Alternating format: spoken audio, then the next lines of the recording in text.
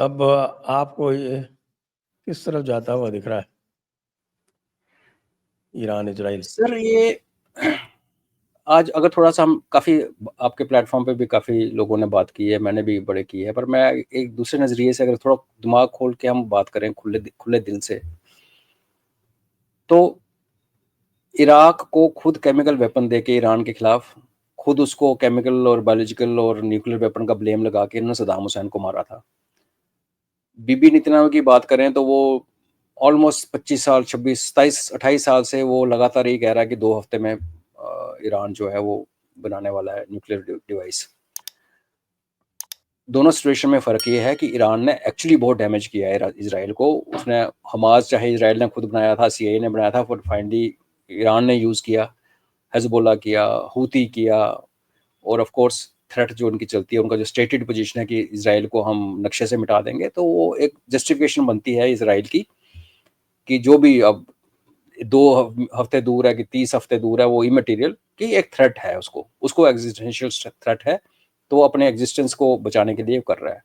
लेकिन अब अमेरिका का देखो, अमेरिका का क्या इंटरेस्ट है इसमें सर? अमेरिका को तो ईरान को यूज़ करके अमेरिका ने इतने हथियार बेचे हैं यहाँ पे, बिकॉज जो लोग ईरान से डरते हैं गल्फ में वो सारे अमीर लोग हैं, डायनास्ट हैं, बट सारे को किंग है, कोई प्रिंस है, पैसे खुले हैं, F-35 खरीद रखा है सऊदीज ने, तो उसका अपना बिजनेस बड़ा सेट चल रहा था।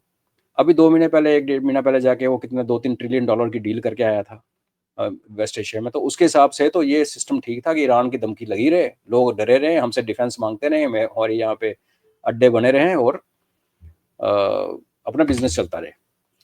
और सो कॉल्ड जैसे अंग्रेज क्लेम करते हैं कि भारत को उन्होंने सिविलाइज किया, तो ये वो जो डेटा सेंटर वेंटर खोल के हम भी आपको सिविलाइज करेंगे, चेंज कर रहे हैं माइंडसेट, जो कि होता नहीं है। अब हम आपसे बेहतर कौन जानता है कि इनका माइंडसेट कोई चेंज नहीं कर सकता।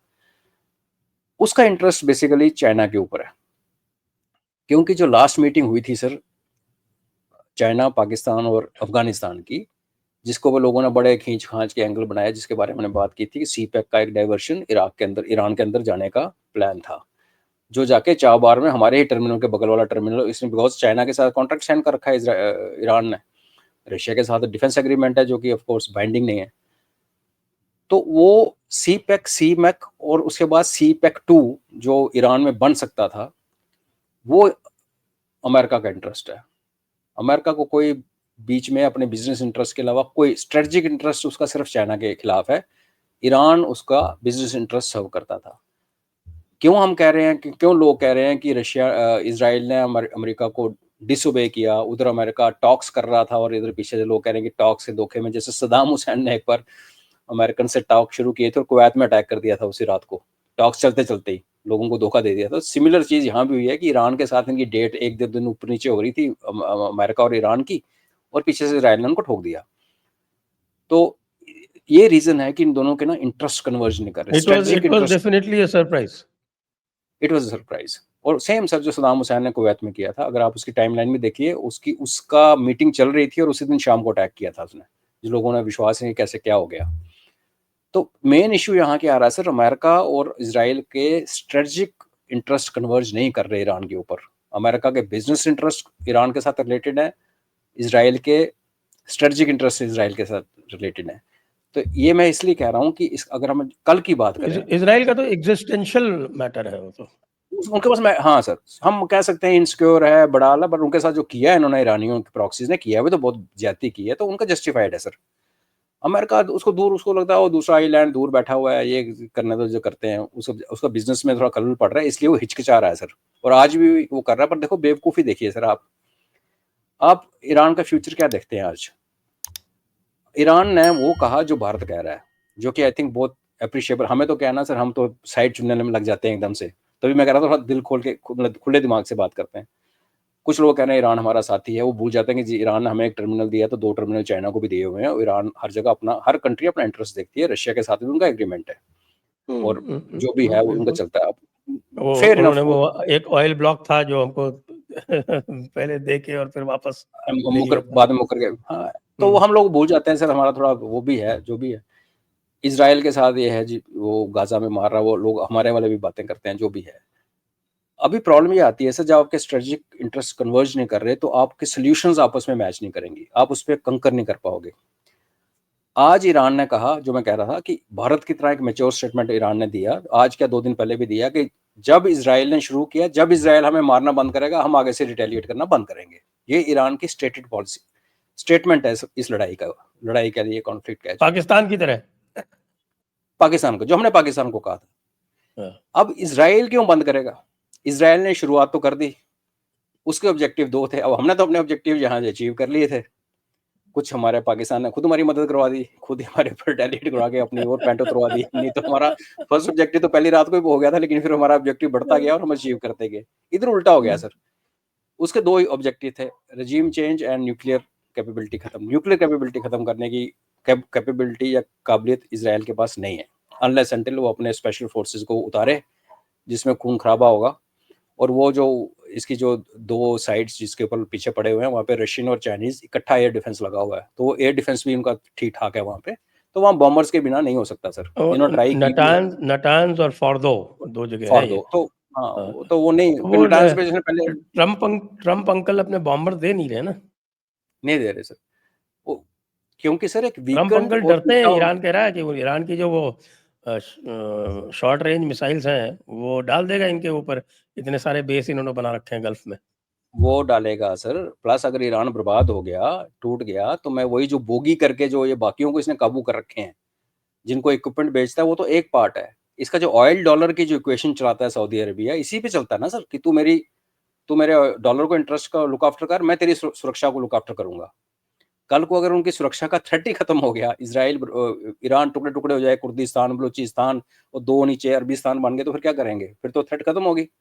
तो वही एमबीएस जिसने जो बाइडन को 2 साल पहले आंखें दिखाई थी, हाथ मिलाने से मना किया था, क्या गारंटी है कि 2 साल बाद वो ट्रंप को भी आंखें दिखा दे, जब उसकी थ्रेट ही ना बचे? क्योंकि लॉजिक तो ये कहता है ना कि पावर ईस्ट को शिफ्ट हो रही है, और ये अरब भी समझते हैं, और अरब शुरू से ही दोगले हैं, वो दोनों तरफ गेम खेलते हैं। तो ईरान का रहना और एक थ्रेट के साथ रहना अमेरिका के इंटरेस्ट में है, इसलिए वो दे नहीं रहा। जब वो दे नहीं रहा, तो जैसे लास्ट वाले हमने बात की थी, तो इसके पास क्या ऑप्शन है इजराइल के पास? या तो बंद कर दे, बोले ओके हो गया और नहीं करूंगा, तो लोग तो बीबी नेतन्याहू को अगले दिन देश छोड़ के भागना पड़ेगा, बिकॉज लोग उसको मारेंगे, तूने किया क्या? अगर ऑब्जेक्टिव ही नहीं तेरा हुआ, ना रजीम चेंज हुई, ना तुम्हारा न्यूक्लियर डिवाइस, तो इसके पास ऑप्शन क्या बचती है? क्या ये न्यूक करेगा, स्पेशल फोर्सेज भेजेगा, तो वो तो लोग मरेंगे। तो फिर इसके पास ऑप्शन है टैक्टिकल न्यूक्लियर स्ट्राइक। अगर ये स्ट्राइक करता है सर, तो ईरान कौन सा दूध का दूल्हा है? ये 2 जहाज जो चाइना के आए हैं, हम कैसे एज्यूम कर लेंगे एयर डिफेंस वेपन लेके आए? एयर डिफेंस किसका करना है? ईरान में बचा है कुछ नहीं एयर डिफेंस करने के लिए?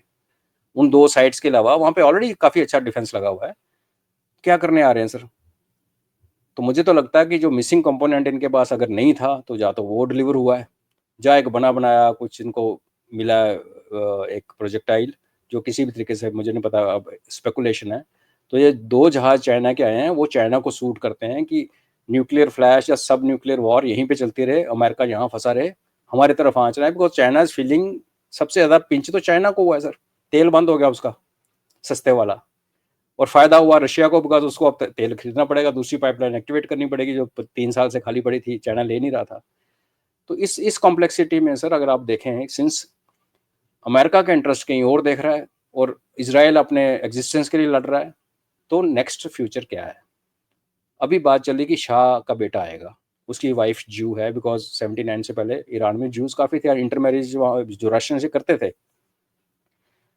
सर, लोग उसको पसंद नहीं करते, शाह को क्योंकि तो उसके कोई बाद पसंद नहीं करता, वो जो कोई करता नहीं, लेकिन खुमैनी को हेट करते हैं या इनके आपके जो मुल्लों को हेट करते हैं, वो भी शाह को तो पसंद नहीं करते। नहीं करते। बट अभी इसमें एक कहानी ये है कि सर, ईरान का जो बल्कि नेक्स्ट इसमें जो सबसे अच्छा कैंडिडेट मुझे दिखता है, वो तो जो इनका प्रेजेंट प्राइम मिनिस्टर है, प्राइम मिनिस्टर पेजेंशियन। है, प्राइम वो मिनिस्टर एब्सोल्युटली, पेजेंशियन उसको जो है मारा वो भी नहीं बेस्ट कैंडिडेट है। वो उसको मारा भी नहीं है, और वो है भी लिबरल, और सर। उसकी एक्सेप्टेबिलिटी है पब्लिक में। अब देखने वाली बात यह है सर कि इसमें दो फैक्टर देखने पड़ेंगे, जो भी नेक्स्ट किसी न किसी दिन तो खत्म होगी ना सर, 2 हफ्ते में होगा, 3 हफ्ते में होगा, ये तो खत्म होगा क्लैश। जो बंदा इस ईरान को हेड करेगा सर, उसकी 2 रिक्वायरमेंट्स हैं। एक तो इंटरनली एक्सेप्टेबल होना चाहिए, जो कि शाह नहीं है। दूसरा, वो इसराइल का फ्रेंडली होना चाहिए, बिकॉज अगर इस रीजन को स्टेबलाइज करना है, और अगर हुतीज को काबू करना है, हमास को थोड़ा कम करना है, हिजबुल्लाह को कम करना है, तो सर वो लड़ के तो इसराइल ने बड़ी कोशिश कर ली, वो नहीं होगा। उसको कम करने का बेस्ट तरीका ये है कि ईरान उनके अपने हाथ खींच ले। हाँ, ईरान उनकी सपोर्ट को डॉक्टर करे, विड्रॉ करे। उसके लिए प्रो इज़राइल और एटलीस्ट फ्रेंडली टू इज़राइल बंदा चाहिए। अभी इज़राइल के फॉरेन मिनिस्टर ने शाह का नाम ले लिया। तो मुझे खुद शाह पसंद नहीं है और मुझे लगता है उसकी हिस्ट्री भी ठीक नहीं है, पर फिर लगता है मेरे को कि ठीक है, अगर इज़राइल कंफर्टेबल है, खुद उसका नाम ले रहा है कि शाह साहब आने वाले हैं, तो शायद 2-3 साल जब तक लोग उसको उठा के नाम बाहर फेंकें, शाह को यूज़ करके इज़राइल यहाँ पे एक प्रो इज़राइल ईरान के अंदर गवर्नमेंट बने, जो हमारे लिए भी अच्छी है, because pro Israel means Pakistan के लिए स्यापा पड़ गया। मगर अगर दूसरी ऑप्शन अगर बनी, जिसमें यूएस, जिसकी आंखें चाइना के ऊपर हैं, उसने यहाँ अगर टर्मोइल क्रिएट करने के लिए ईरान को, अगर वो देखा कि अब नहीं बच सकता, मैंने कोशिश की, नहीं बच रहा, इज़राइल लग ही गया, पीछे पड़ गया, तो अगर उसने आईएसआईएस और ये आईएसकेपी और एचटीएस अगर अंदर डाल दिए सर, तो वो यहाँ जो गंद मचेगा उसका सेक फिर हमें भी मिलेगा। वो वो वही मेरे वाला मचेगा जो इराक में मचा था। सेम वहाँ वो जो रिपब्लिकन गार्ड्स की इराक और आईएसआईएस बनी सीरिया थी, में जो हुआ था सद्दाम हुसैन के जाने के बाद, सेम सर। वही हाल होगा। और वो अमेरिका की क्रिएशन थी आईएसआईएस से, यहाँ भी कुछ आईएस की टीपीटी कुछ बन के उभरेगी और गंद पड़ जाएगा। तो इसलिए ये बहुत बड़ा एक प्रॉब्लम आ रही है कि सर इनके दोनों के कन्वर्ज नहीं करते इंटरेस्ट, दोनों के आंखें कहीं और हैं, इंटरेस्ट कुछ और है, और but on the ground finally Israel ने ही इस एरिया के साथ डील करना है। तो अगर एक फ्रेंडली बंदा आ गया, चाहे वो उल्टा है पुल्टा है, और दुनिया उसको एक्सेप्ट कर ले, मेरी खुद अपनी ओपिनियन है कि प्राइम मिनिस्टर जो है, अगर वो इजराइल को एक्सेप्टेबल हो और उसको मारा नहीं है, तो शायद एक्सेप्टेबल ही हो। और मोसाद की जो पेनिट्रेशन है इजराइल के अंदर, तो नेचुरली कुछ ना कुछ लिंक्स बैक चैनल या वो चैनल 9 तक जो होती हैं, वो कोई ना कोई अब कहीं ना उनके कहीं डिफेंस मिनिस्टर को तो मार दिया उन्होंने, लेकिन हाँ, डिफेंस मिनिस्टर को मारा, लेकिन प्राइम मिनिस्टर को नहीं छुआ। प्राइम तो मिनिस्टर कुछ को तो टच बिकॉज किया। नितिन बीबी को इतना तो पता है सर कि शुरुआत में कर रहा हूँ तो मैंने क्लोज भी मेरे को ही करना पड़ेगा किसी एंड पे लाके ना। अमेरिका को वो रिस्पॉन्सिबिलिटी नहीं है सर, वो तो हाथ धो के खड़ा के मैंने तो कुछ किया नहीं, मैं तो लड़ ही नहीं रहा।